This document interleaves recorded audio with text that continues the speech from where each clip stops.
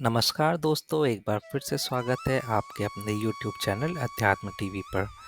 दोस्तों, आज के वीडियो में हम जानेंगे कि गंगा सप्तमी 2025 में कब है, क्या होगा शुभ मुहूर्त, क्या है पूजा करने की विधि और गंगा सप्तमी कब शुरू होगी और समाप्ति कब कब होगी।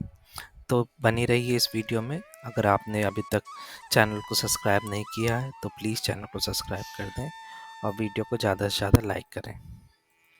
तो दोस्तों, सबसे पहले हम लोग जानते हैं गंगा सप्तमी क्यों मनाई जाती है। ऐसी मानता है कि गंगा सप्तमी के दिन ही भगवान श्री ब्रह्मा जी के कमंडल से गंगा जी की उत्पत्ति हुई थी। इसलिए गंगा सप्तमी के दिन जो भी भक्त गंगा जी में डुबकी लगाते हैं उनके सभी पाप नष्ट हो जाते हैं और उन्हें अमृत फल की प्राप्ति होती है। स्नान करने से जितने भी रोग दोष और जितनी भी समस्याएं होती हैं सबसे मुक्ति मिल जाती है और जीवन में सुख समृद्धि की प्रसार होता है। साथ ही अगर गंगा सप्तमी के दिन शुभ मुहूर्त में अगर उपासना की जाती है तो मोक्ष की प्राप्ति होती है। तो चलिए दोस्तों, हम लोग जानते हैं कि गंगा सप्तमी के दिन कैसे पूजा करना है। तो गंगा सप्तमी के दिन आपको प्रातःकाल उठ करके, अगर आपके घर के आसपास गंगा नदी है या कोई नदी है तो आपको वहाँ जाके स्नान करना है और माता गंगा का ध्यान करना है।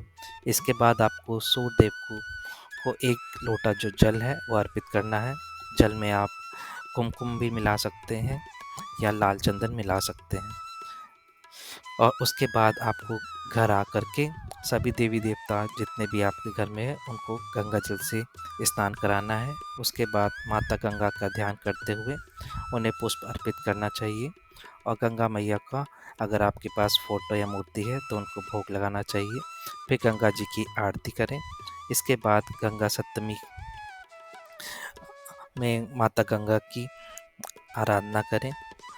और अगर आप गंगा स्नान करने जा रहे हैं तो ये तो बहुत ही अच्छी बात है। अगर आप गंगा स्नान नहीं कर सकते तो आपको घर पे ही स्नान करना चाहिए, लेकिन आपको गलत दिशा में मुख करके स्नान नहीं करना चाहिए।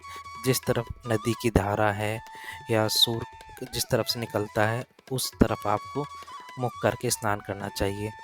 आज के दिन अगर सूर्य देव को आप जल अर्पित करते हैं तो बहुत ही पुण्य मिलता है।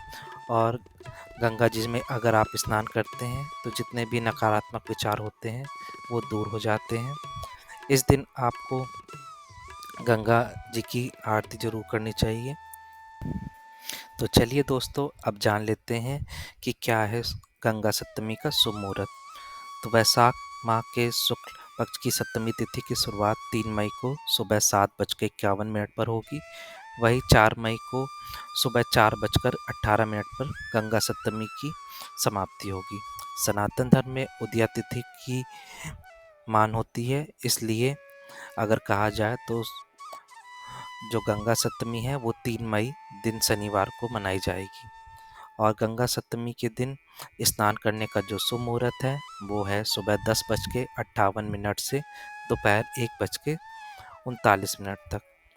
ज्योतिषियों की माने तो इस बार गंगा सप्तमी को 2 बहुत ही शुभ योग पड़ रहे हैं।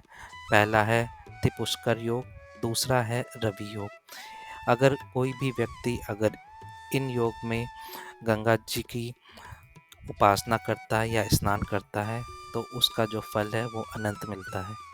तो चलिए जानते हैं क्या है त्रिपुष्कर योग।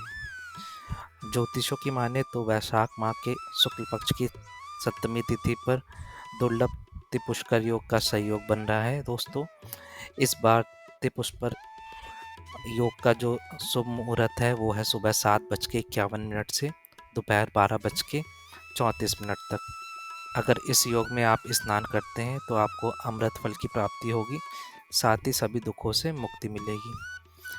तो दोस्तों, दूसरा जो योग है वो है रवि योग। वैशाख माह के शुक्ल पक्ष की सप्तमी तिथि यानी गंगा सप्तमी पर जो रवि योग बन रहा है वो एक दुर्लभ संयोग है। रवि योग का जो मुहूर्त है वो है सुबह 5:39 से दोपहर 12:34 तक। इस योग में गंगा स्नान करने से आरोग्य जीवन का वरदान प्राप्त होता है, साथ ही सभी प्रकार के मानसिक और शारीरिक कष्टों से मुक्ति मिलती है। और दोस्तों इस बार जो और योग बन रहे हैं वो है पुनर्वसु योग और पुष्प योग का जो संयोग बन रहा है। पुनर्वसु जो नक्षत्र है का संयोग दोपहर 12:34 तक है। इसके बाद पुष्प नक्षत्र का निर्माण हो रहा है, जिसके साथ ही तैलित एवं गर्क कारण के योग बन रहे हैं। इन योग में दान स्नान करने से अक्षय फल की प्राप्ति होती है। तो आपको गंगा स्नान करने के बाद कुछ दान जरूर करना चाहिए। गरीबों में, ब्राह्मणों को आपको दान करना चाहिए।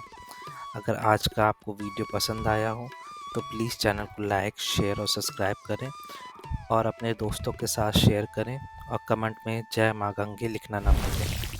मिलते हैं अगले वीडियो में, तब तक के लिए धन्यवाद।